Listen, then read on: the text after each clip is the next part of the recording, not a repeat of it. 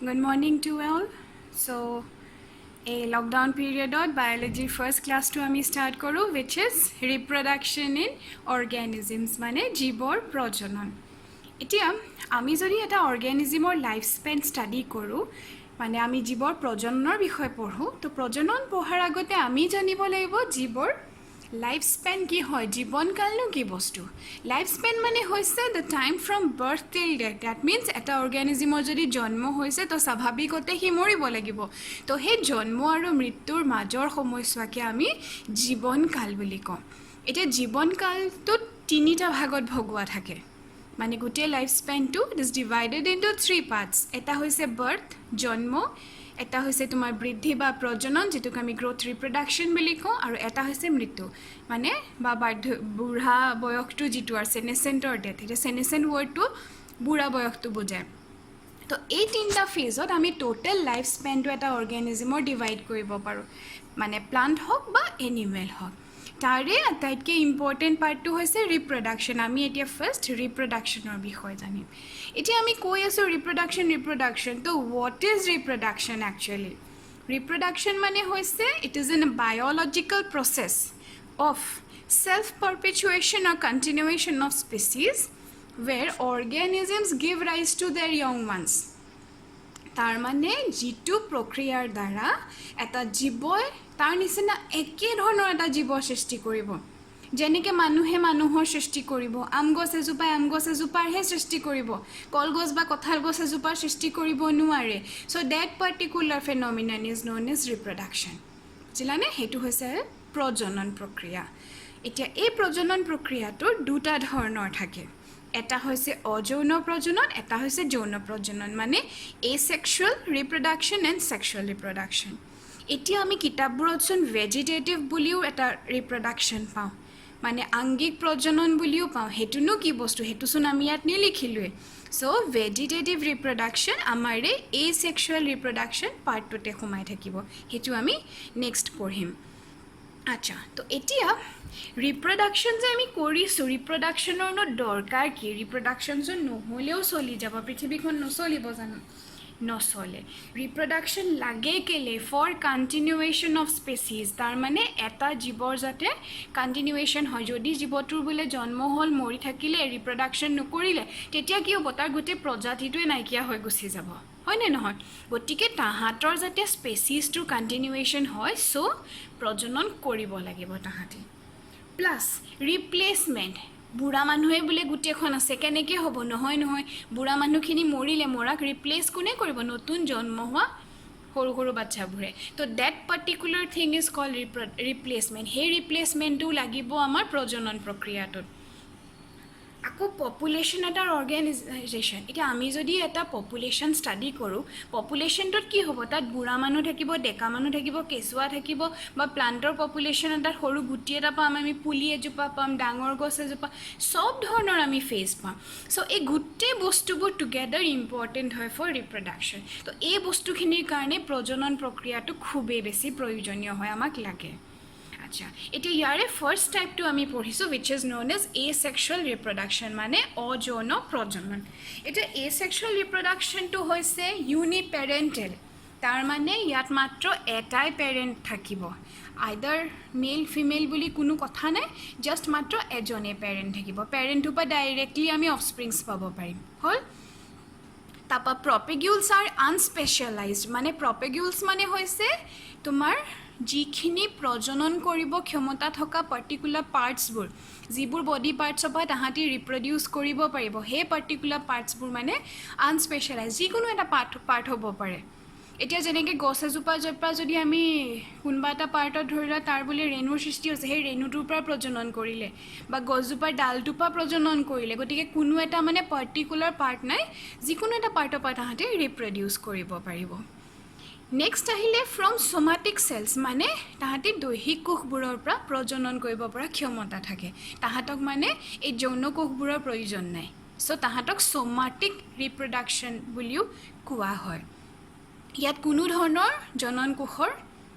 নিষেচন নহয় fusion of gametes not their male female gamete nice মানে তোমাৰ পুংজনন কোষ স্ত্ৰী জনন কোষৰ কোনো কথা নাথাকে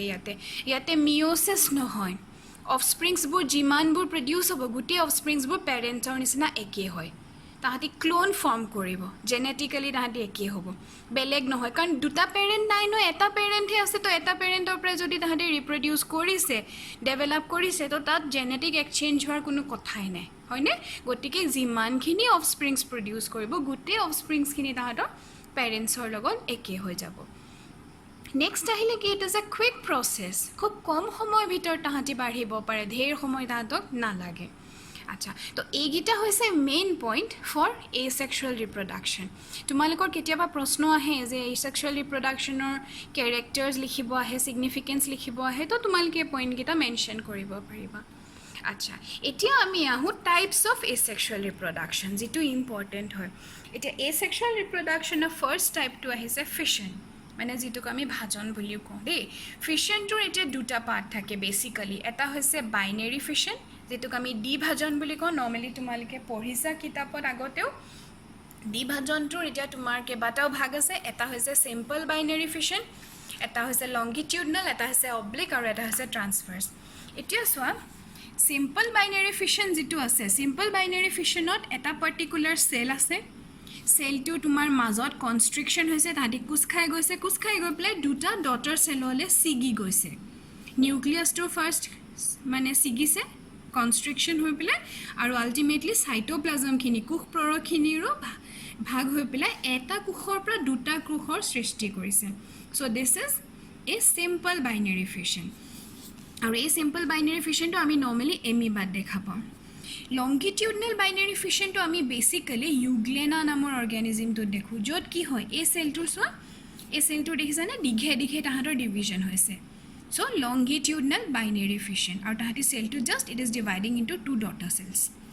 Next है oblique binary fission. Oblique माने की केरेसिया के division होइसे ताहतर.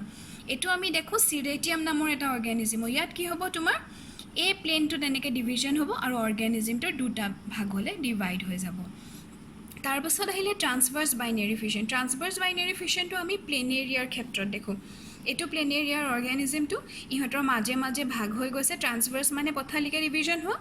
ভাগ হৈ পেলাই তাহাঁতি ডিভাইড হৈছে into two daughter cells so this are the important parts of binary fission তো বাইনেৰী ফিছনত আমি চাৰিটা ভাগ পালো সিম্পল লংগিটিউডনেল অব্লিক আৰু ট্ৰান্সভাৰ্স এইবোৰ বহুত ডিটেইলছত পঢ়িব নালাগে খালি এক্সাম্পলছবোৰ মনত ৰাখিবা কাৰণ বেসিক্যালি কি হয় আমাৰ এই চ্যাপ্টাৰটো পা শৰ্ট কোৱেশ্চনছ আহে তো এখিনি মনত ৰাখিব লাগিব Next আহিলে আমাৰ মাল্টিপল ফিছন টোক আমি বহুভাজন বুলি কওঁ মাল্টিপল ফিছনছৰ কাৰণে কি হয় নৰ্মেলি এটা ইয়াত চোৱা এটো এটা সেল দেখিছানে এটো আমি প্লাজমোডিয়ামৰ ক্ষেত্ৰত দেখো এই সেলটোত কি হৈছে মাজৰ যিখিনি নিউক্লিয়াছ আছে নিউক্লিয়াছটো মানে কোষ প্ৰৰকখিনি কোষ কেন্দ্ৰটো সৰু সৰু ভাগ হৈ গৈছে আৰু প্ৰতিটো ভাগে সেলটোৰ পৰা বাহিৰত ওলাই এটা নতুন অৰ্গানিজম হিচাপে কাম কৰিছে so this is known as multiple fission বা এটো বহুভাজন বুলি কোৱা হয় ইয়াতে আমি আৰু এটা প্ৰসেস পাওঁ which is known as plasmotomy টো নৰ্মেলি আমি syncytial organisms হত পাওঁ বা মাল্টিনিউক্লিয়েট বুলি ওয়াৰ্ডটো আছে মাল্টিনিউক্লিয়েট বা syncytial মানে কি হয় যিখিনি অৰ্গানিজমৰ কোষ কেন্দ্ৰ এটাতকে বেছি থাকিব সেই অৰ্গানিজম যেনেকৈ অপেলিনা ইহঁতৰ এতিয়া এটো সেলটো ইয়াৰ ভিতৰত এগালমান কোষ কেন্দ্ৰ আছে প্ৰতিটো কোষ কেন্দ্ৰৰ চাৰিওফালে কোষ প্ৰৰকখিনি জমা হ'ব আৰু হে সাইটোপ্লাজম সাৰাউন্ড কৰি প্লে তাহাঁতি কি কৰিব it will develop into a single organisms so this particular phenomenon is known as plasmotomy আৰু এটো আমি দেখিব basically in case of Opalina so এগিটা তিনটা হৈছে আমাৰ ফিছনৰ পাৰ্ট নেক্সট আহে আমাৰ বাডিং মানে হৈছে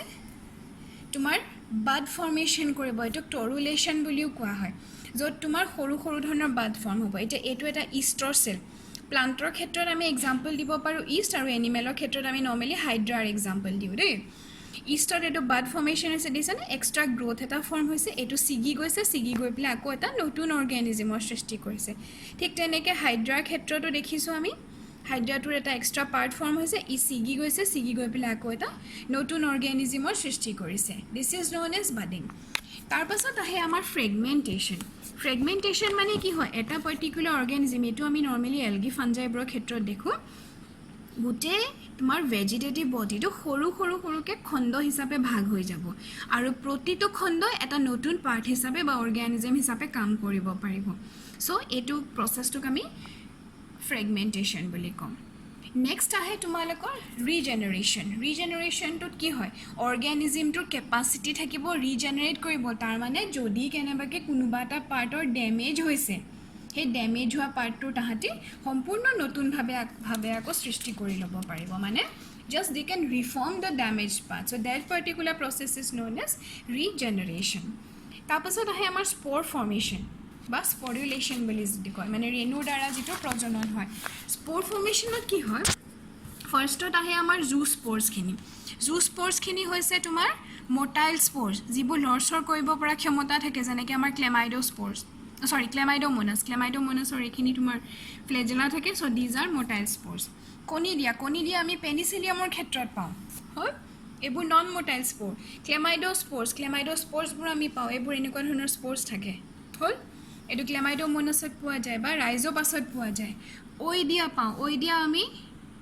এগাৰিকাছত পাওঁ তাৰপা স্পোৰেঞ্জিওফোৰ পাওঁ এটো মিউকৰত পাওঁ তো এইবোৰ বেলেগ ধৰণৰ ৰেণুৰ সৃষ্টি হয় এই ৰেণুবোৰৰ দ্বাৰা ধৰিলা প্ৰজনন হ'ব তাহাঁতৰ এটা পাৰ্টিকুলাৰ পাৰ্ট থাকিব সেই পাৰ্টটো তোমাৰ ৰিপ্ৰডাক্টিভ অৰ্গান হিচাপে কাম কৰিব আৰু সেই ৰিপ্ৰডাক্টিভ অৰ্গানটোতে তোমাৰ স্পোৰ ফৰ্মেশন ষ্টাৰ্ট হৈ যাব so that is the process of spore formation মানে যাৰ দ্বাৰা তোমাৰ এসেক্সুৱেল ৰিপ্ৰডাকশন হৈছে আৰু এটা আমাৰ প্ৰসেস আহে which is known as গেমিউল